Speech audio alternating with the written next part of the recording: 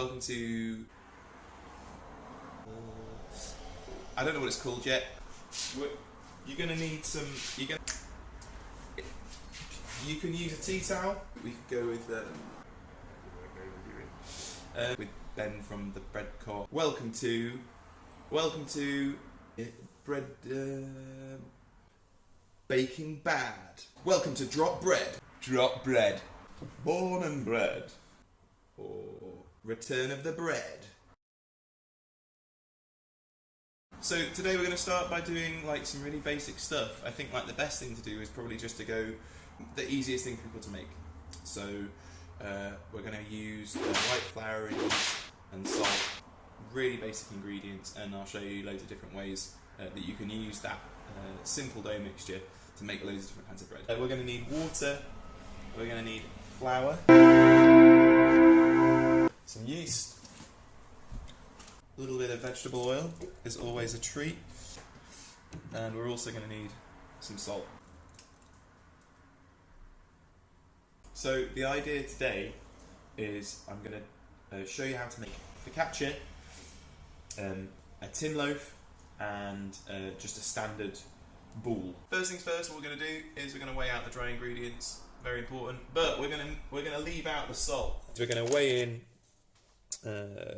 500 grams of flour. And then we're going to grab our sachet of fast action yeast, and we're just going to weigh out 7 grams of yeast into here. So, we're going to get some water now. It's really important that we use warm water. The reason for this is that bread is a living organism, and it needs a warm environment in order for it to grow. So I'm going to weigh that in. I'm looking for 350 grams of water. And what we're going to do is we're going to mix this dough together. Best way to do that, open palm, scrunch together, and you want all the dough and the water to scrunch right between your fingers. I like to turn the bowl every so often just so that I'm getting all of it together. So I'll show you what that looks like.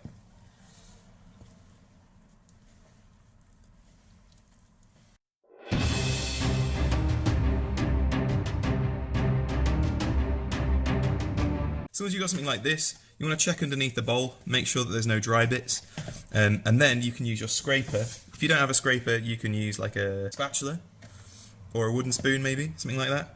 And we're going to leave it for half an hour to just let it do its own thing. And one of the great secrets about bread is that if you just leave it, it will pretty much do all of the jobs that you want to do for it. What we'll do is we'll cover that with another bowl.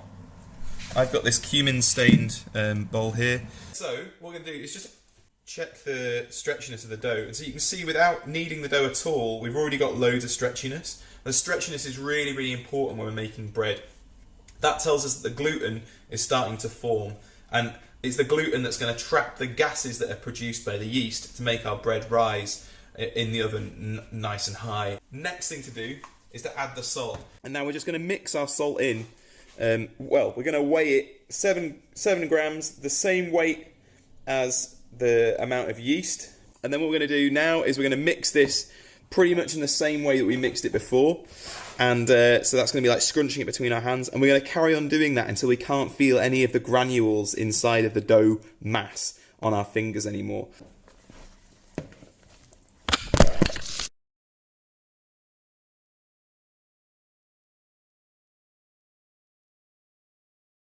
And as you work it, you're really cutting that salt into it. What we need to do first is we need to oil the bowl. Oil. This would have been a good idea if I had. Try and make sure that you have an open bottle of oil, and you want to just pour in like 1 teaspoon amount there. If you have the luxury of a nice catering brush, then you can work that around the outside. And this is just to stop it from sticking. It's going to help us perform our folds later on. This is also when your scraper comes in handy, because you can use the curved side of the scraper, pick it all out like that as one piece, and then you want to just dunk that into your oiled bowl. And then just to cover, you don't need to use single-use plastic. We can just cover that with the bowl that we've been mixing in. And then half an hour later,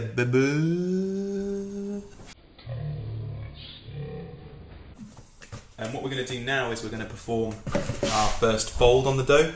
So if you just take a look here, again I'm just going to stretch the dough out just to see how much that gluten has developed. Really, really simple process. What I'm going to do is I'm going to pick up the dough and let it hang over my hands like it's a washing line, and then let it fold either side of my hands and just dump it back into the bowl and then turn it 90 degrees. I probably didn't mention this before, but it's a good idea to get some oil on your hands as well. So if you just want to pick up the dough, you basically just let the dough like hang either side of your hands like that, dump it straight back into the bowl, then we're turning the bowl 90 degrees, okay? Picking that up, so we're sort of sealing off that seam underneath and then letting it fold either side of our hands again. And you'll be confronted with what looks like basically like a dough butt either side, like a little dough butt. You let that hang down, slap that back into the bowl, turn it 90 degrees, collect that all up.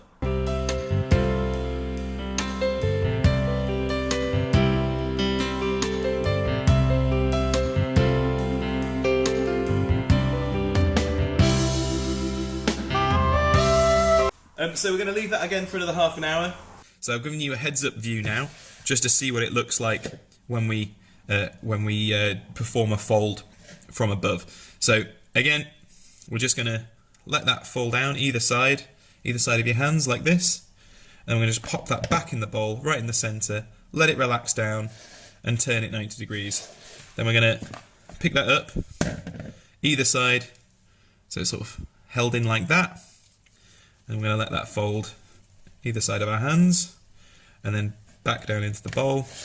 Okay, so I'm just going to ball that up into a little bit of a ball now, and I'm going to pop that back in to the bowl another 30 minutes. So now it's a really good time to just check to see if the dough has got the required gluten strength before we move on to the next step. What we do is just going to take a piece of the dough and just rip a lump out basically.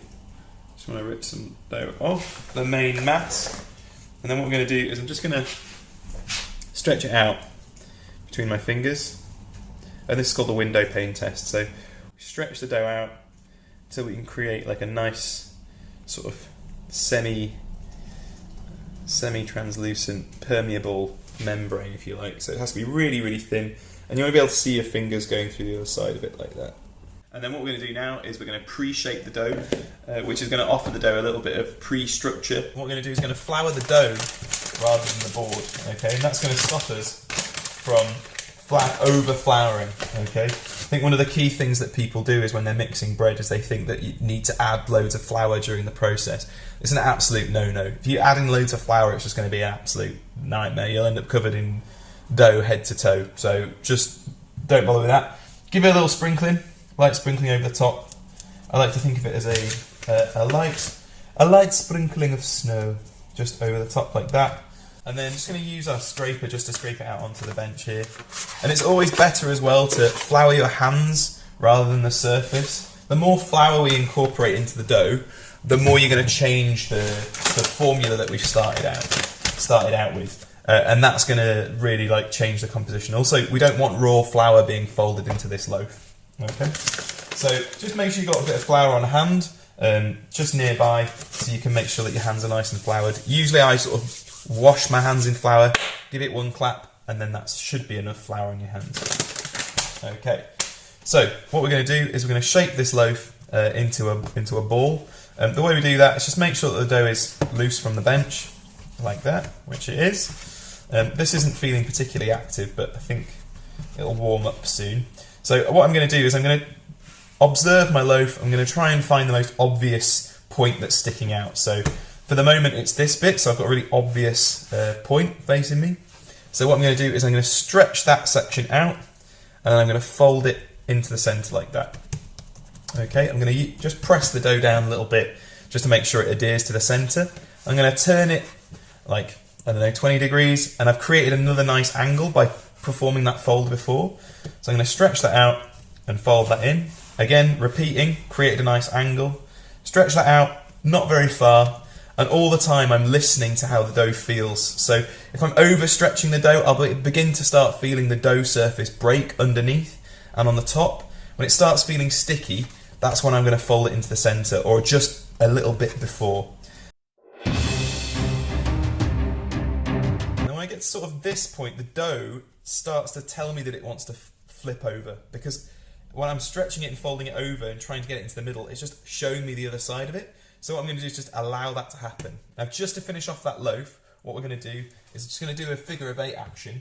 So I'm going to pinch that dough between my fingers like this, and just work it around like that, and keep working it around like this.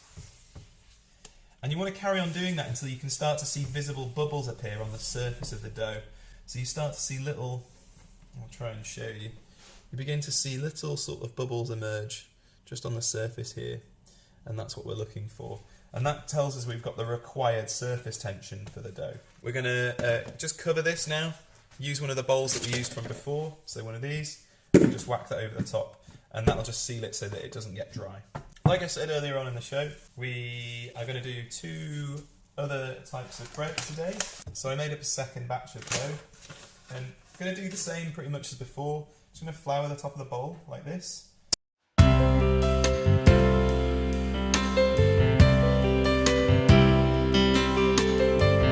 We're going to make this into our focaccia. Now, focaccia is really like the simplest bread to make. Like 0 shaping is ideal. We want to keep and maintain these bubbles inside of a focaccia. So what we're going to do is a really simple fold. Just going to pinch those sides, just to make it into like a really, really simple parcel. So from one fold there, and I'm not knocking any of the air out. I'm just going to pinch these ends here and just fold those over into the centre. Same with this side as well. Just pinch those ends, stretch them out, and then just fold them over into the centre. And then this is going to be our base. So what you need is a lined baking sheet, little bit of oil in the base, and then just let that sit in there. And then before we finish that off, just going to take some olive oil and just give that a little sprinkle over the top like that. So we just tap the oil around the side, and that's just to make sure that it stays nice and moist all the way around.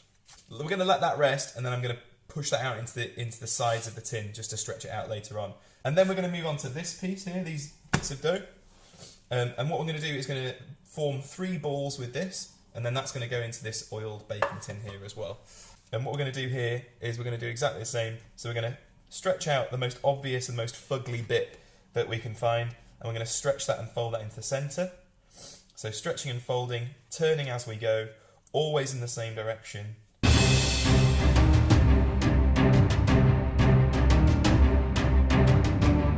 And then we've got 3 nice little dough balls. I'm going to pop these into this tin. 1, 2, 3. Pre-oiled tin, that's paramount. And then what we're going to do is going to cover that either with some cling film or a bowl. And then that's that. We're going to leave that to prove now for about an hour and a half, and that should be good to go. Now, coming back to our focaccia, simple bit of shaping, really not very much to this. Just going to press down into the centre, and I'm going to work my hands out kind of like a wave, and just kind of push it into the corners. I'm not stretching against the surface, just pressing out. Just like that, get your whole hand in, why not? Live your dream, live your best life. So I'm going to dock this now. You want to press your fingers into the dough. That's going to elevate some of the bubbles inside of the dough, which is going to create nice crispy surface and texture on the dough when we finish, okay? So I'm going to take 3 fingers from both hands, and then I'm going to just go through the dough like that, and then that will just elevate those bubbles, just like that. Okay. And now we're going to leave that to prove as well for 45 minutes to an hour, and we'll come back and see what that looks like. For this next section, ideally you want a proving basket, kind of like this. If you can't find one, a really, really good alternative is to use a plastic bowl like this and then to put a tea towel inside. But you want to make sure that the tea towel is totally doused in flour before you put the dough in. So I'm going to have plenty of flour in there. Give this a light dusting on the top like that. And then what we're going to do is going to just flip this over. So if you remember, we have our bottom surface and the top here, okay? And what we're going to do to final shape this, all we need to do is repeat the process that we did before.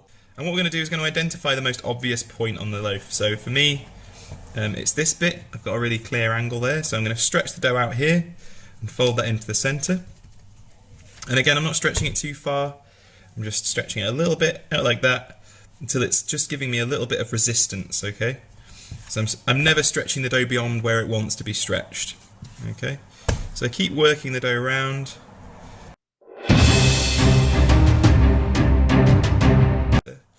And as it starts to show me the other side, so its underside, that's when I'm just going to roll it over. So again, just hands working in a figure of 8 action like this. So I'll just show you what that looks like. And my fingers are going right underneath the dough, so if you can see there, it's going right underneath, and I'm pinching that seam together as I work the dough around. My hands again quite flat against the bench. And then you've got your finished loaf there. So just have a quick look at it. You should be able to see some bubbles on the surface. You should be able to sort of push them round, and that shows us that we've got a well-shaped loaf with a really good surface tension. So I'll give that a little bit of flour on the top, work that round. So now we've got something like that. We're going to bring our banneton, our basket in, and we're going to turn that upside down, so seam side facing up, and that's going to go in here. I like to make sure it's completely sealed, so one inside the bowl like this, and then the other bowl back on top. Going to leave that for about an hour and a half to 2 hours.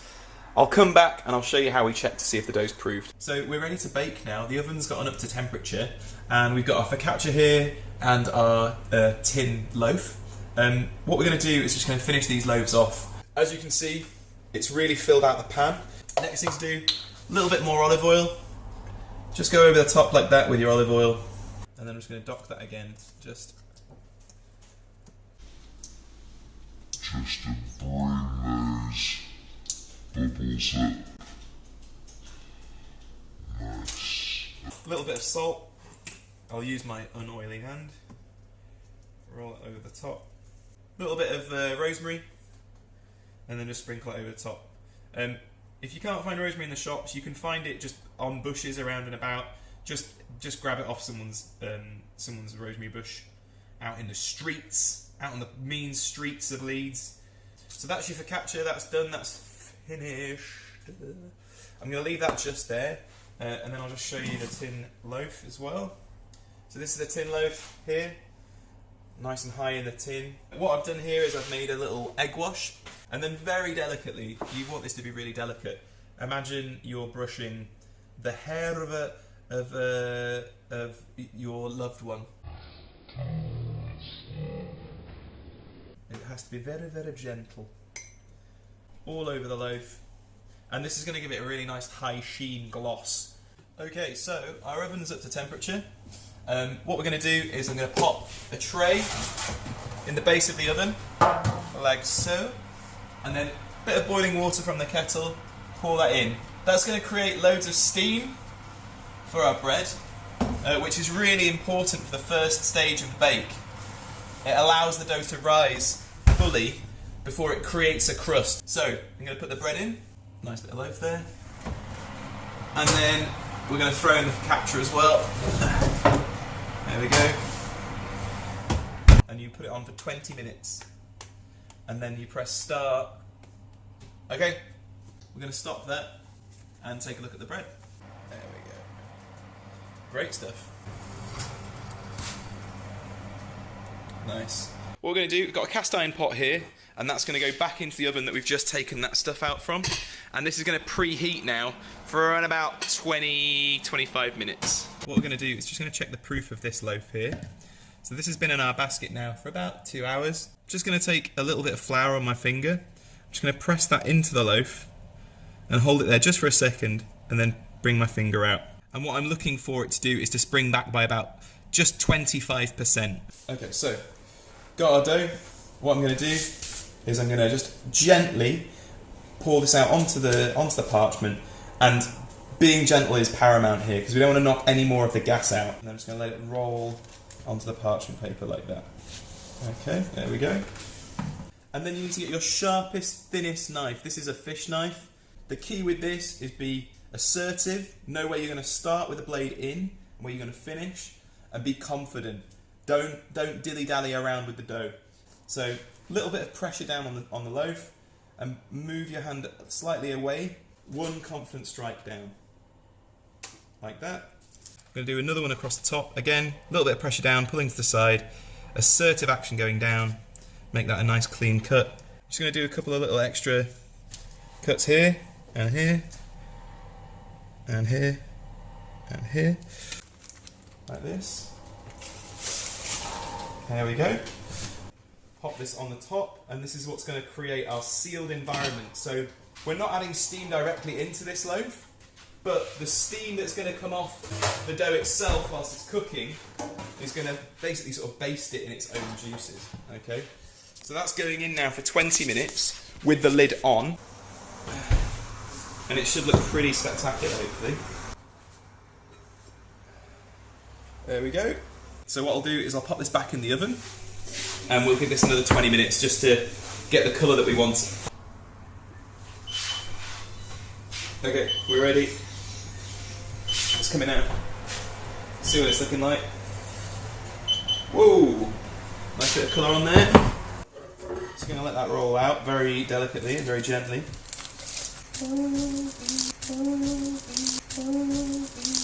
Commando roll. Turn the loaf over.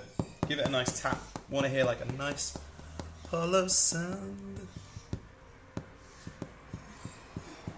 Dun, dun, dun, dun, dun, dun, dun, dun, dun. Yeah, there we go. So that's it. That's our Cobb style loaf. But just goes to show what you can make in a like normal convection oven. Literally 4 ingredients. You treat it the right way, and it will look after you as well. So make sure you're eating healthy at home. Try and make your own food. I'm going to do some more of these videos, hopefully one every week, making it more and more challenging. So sourdough is on the agenda. There'll be some sweet bakes in there as well, I'm sure, and some other stuff. See you.